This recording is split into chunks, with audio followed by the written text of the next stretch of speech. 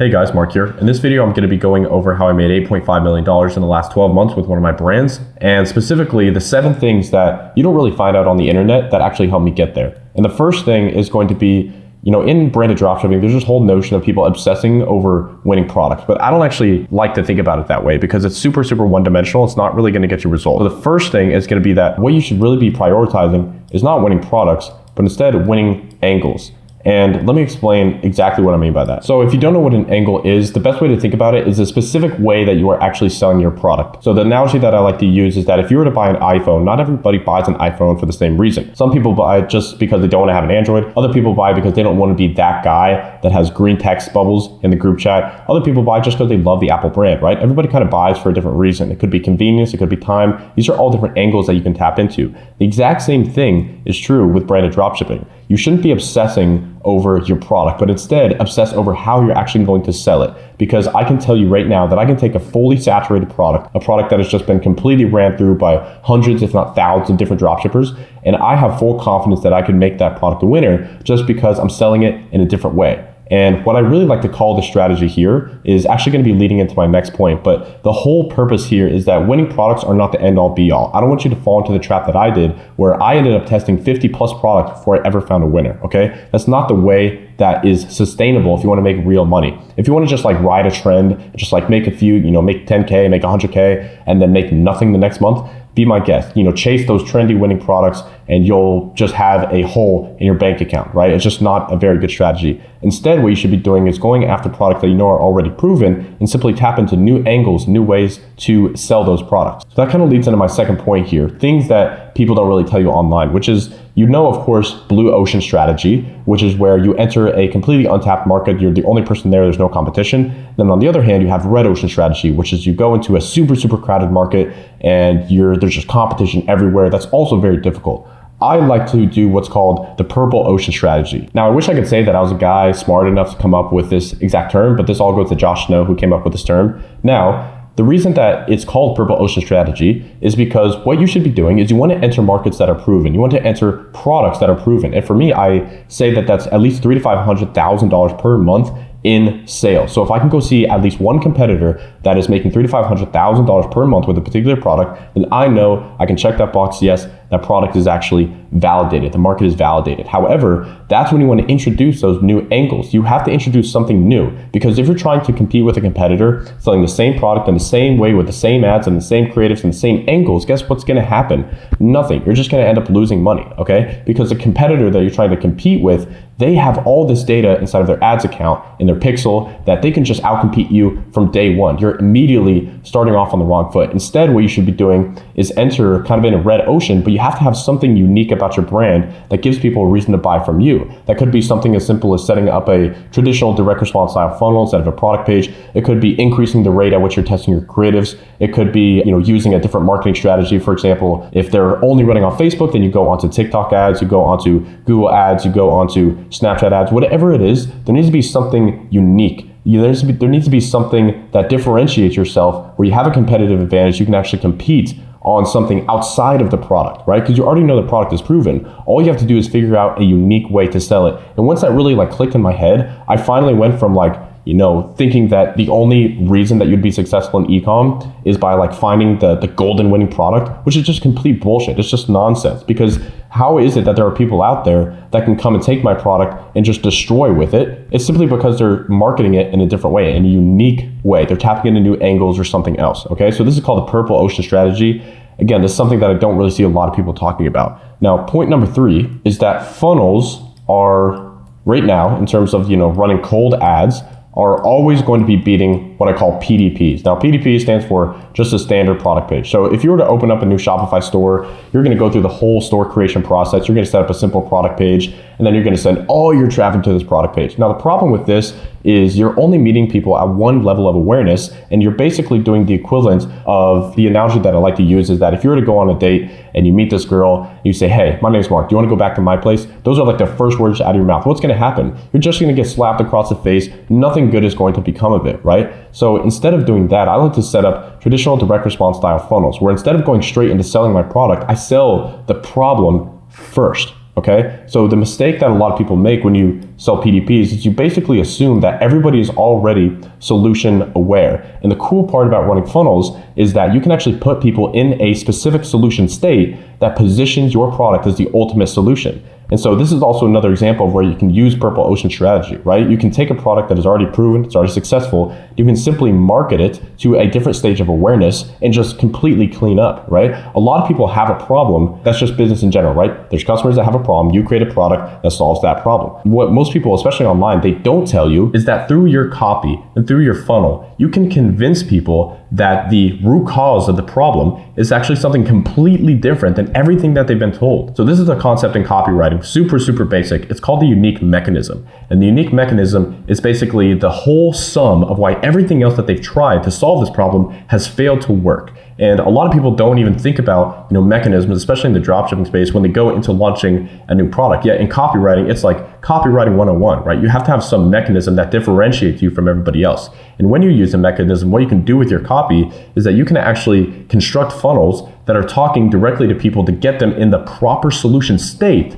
so that when they actually do see your sales page or they do see your product page, then it clicks in their mind that this is actually the thing that's going to solve their problem. Because if you send people straight to a PDP, you don't get to control that, right? The awesome thing about running an online business and being good at writing copy is that you can control exactly why people think that they have the problem that they do. And then you can position your product as the ultimate solution. And so what I like to do, in terms of funnels, is add, standard thing. Like I could go through my whole funnel creation process. I can do that in another video, but I want you to understand this conceptually first. And you can do this literally by adding one page, right? Now, one page is called a pre-sales page, okay? So this is a page that goes before your PDP or before your sales page somewhere in your funnel that basically positions your product and starts selling people subconsciously. It's selling people without them feeling like they're being sold to. Because let's be real, me, you, and everybody else on planet Earth, we hate being sold to. We hate speaking to salespeople because it just triggers this sense in us that we're about to be taken advantage of.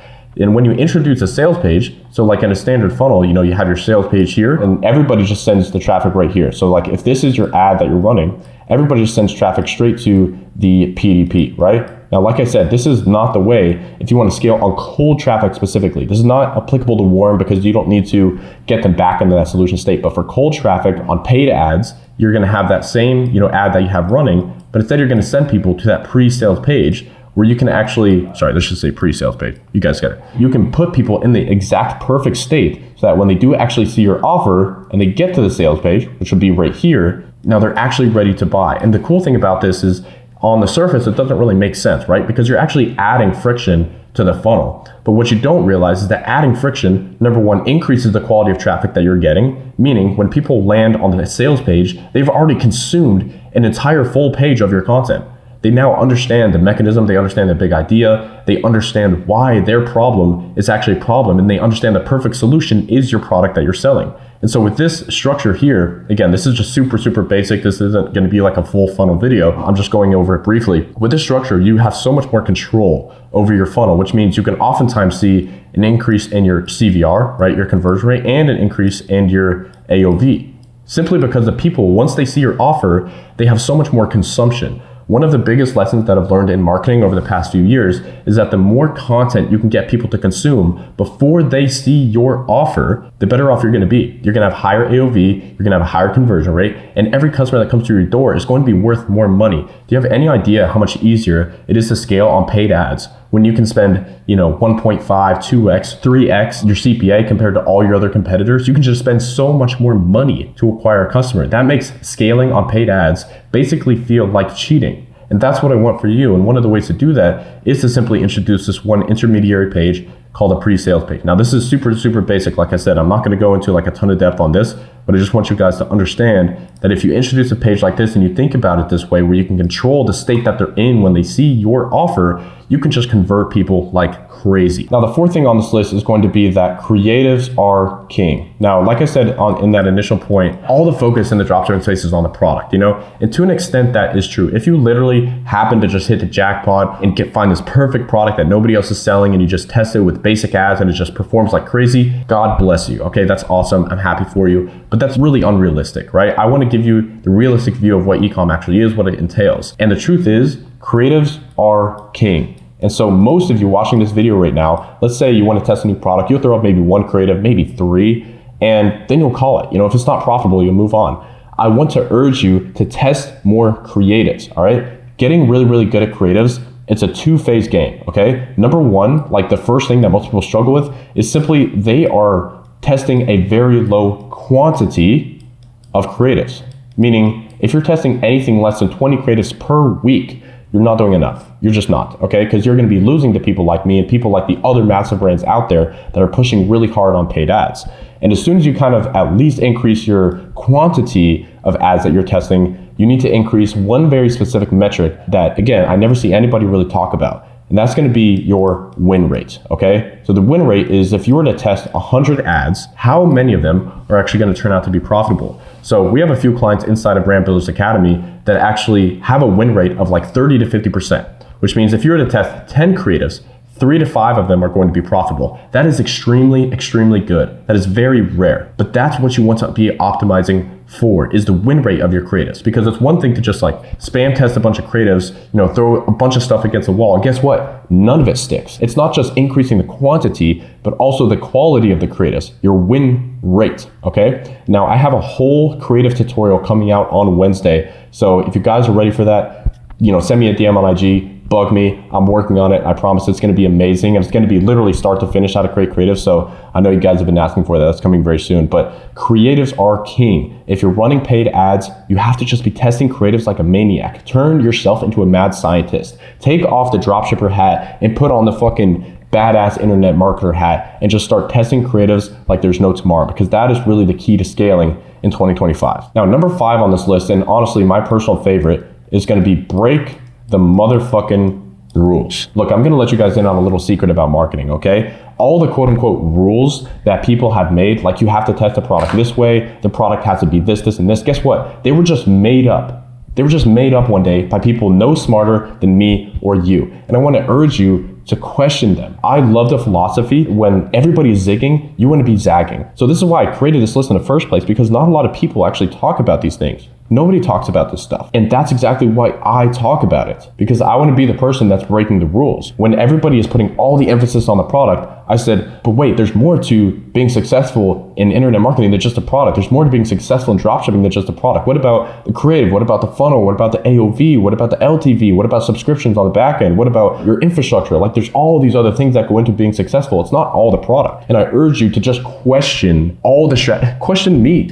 question everything about the things that you're told about ecom, because they were just made up. They were just made up by nobody smarter than me or you. So break the motherfucking rules. Now, number 6 on this list, I think is gonna help a lot of you because it's very specific to product research. For whatever reason, you'll see these videos posted on YouTube. It's like the top products to sell in November, top products to sell in January. The problem with lists like these is that you're chasing products that are not sustainable. And so point number 6 is that you should be going after products that are what I call evergreen, which means there's no dips in the volume. This product is selling year round. It's not some trend. It's not like fidget spinner. If you guys want to be in for like a fun little treat, just go to Google Trends and look up fidget spinner. That is the polar opposite of what you would ever want in a good product, okay? It just explodes. You can make a lot of money, but guess what? Maybe you just got lucky. Or like when 1 year later rolls around and you blow through all the profits because you spent it on your Lambo and moved to Miami, guess what? You're screwed. So evergreen products are always going to be better than what I call just, basic trendy products. When you're looking at selling products, go after markets that the problem is never going to go away. Perfect example, weight loss. Especially in the United States, there's always going to be a portion of the population that's just fucking fat. And you have to solve that problem, okay? Those are the type of markets that you want to enter. The ones that are just never going to go anywhere. Right? They're always going to be there. Think not in terms of days or weeks or which product is going to be successful this month, but think in terms of years. Shit, think in terms of decades. The longer your time frame is for success, the more likely you are to be successful. It's really counterintuitive because I know a lot of you have the goal of like, first 1K day, first 10K day, first 100K day. But at the end of the day, pun intended, you want to be in business for a long time. You want to build an asset that's just feeding you cash year after year after year, not day after day after day. You want to be in this game for a while. This is something that can completely change your life, but only if you have the long-term vision and long-term mindset in mind. Now, the seventh and final thing that I want to show you guys on this list is going to be the idea of having some type of competitive advantage. I'm gonna say this right now, right? I'm gonna explain exactly what I mean by this, but for me to go into depth on creative competitive advantages, it would take like an hour. And so what I did is I actually put together an unlisted YouTube video. Like you can't find it, you can't search it, you can only have it if you have the specific link. And so if you want access to that, just go to my IG, it's @MarkBuildsBrands, and DM me the word competitor, and I'll send it to you for free. But the idea of a competitive advantage is so freaking crucial to being successful in e-com. So let me exactly explain what I mean here. It's like the example that I mentioned above. If there's a competitor, selling a product, you're doing your product research, you see, okay, cool, this guy's making 300 to 500K per month. Cool, the product is validated, the market is validated. This is something I want to sell. What most people do, the lazy fucking dropshippers out there, they will copy everything about this brand. They'll copy like the words on the page, like the copy, almost word for word. They'll use the same creatives. They'll use the same funnel structure. They will literally copy them one to one, and then they will launch ads and wonder why they're not successful, right? First off, that's not like modeling. That's literally copying one to one, right? And that's never something that I recommend. What you want to do is adopt the mindset of having a competitive advantage. For example, if you have a product that's selling really, really well for a competitor and you want to sell it yourself, what is something that you can compete with the competition on that they're not currently doing? For example, let's say that the competitor is running ads on Facebook, but they only have like 4 active ads in their Facebook ad library. And if you want to see how many active ads, by the way, you can use the software. It's called gethooked.ai. I'll put a link, second link in the description. You guys can check it out. 14 days for free. This is a software that I built over the past year with my partner, Alex. And so you can literally see for any particular brand, how many ads are they actually testing? Are they scaling? Like this brand, for example, they have 51 ads currently. However, you can see just based off the volume that they've actually been decreasing the amount of creatives that they test, which, let's be real, that's never a good sign.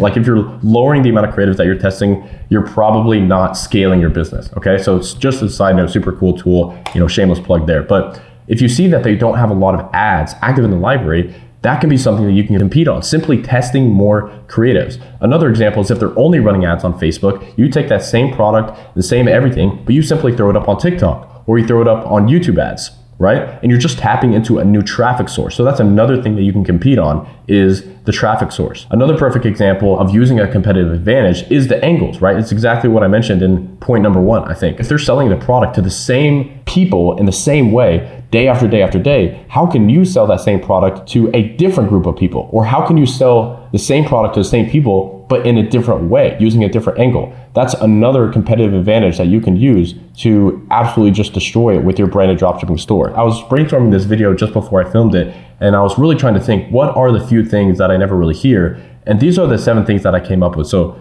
if you guys like it, of course, you can drop a subscribe or not. I don't really care. This is all stuff that we go over, by the way, in Brand Builders Academy. So that's the mentorship program that I own with Alex Fedodoff. And so if you want to get in, you can just click the first link. Oh, wow, I totally misspelled that. That's kind of funny. You can click the first link in the description and fill in an application. Full transparency, we don't accept everybody because we want to keep the program very high quality. So only if you have the right mindset and you have some capital set aside to invest in yourself and your brand is this for you. But if you want to, just click the first link in the description. Other than that, guys, thank you so much for watching this video. I'll see you in the next one. Peace.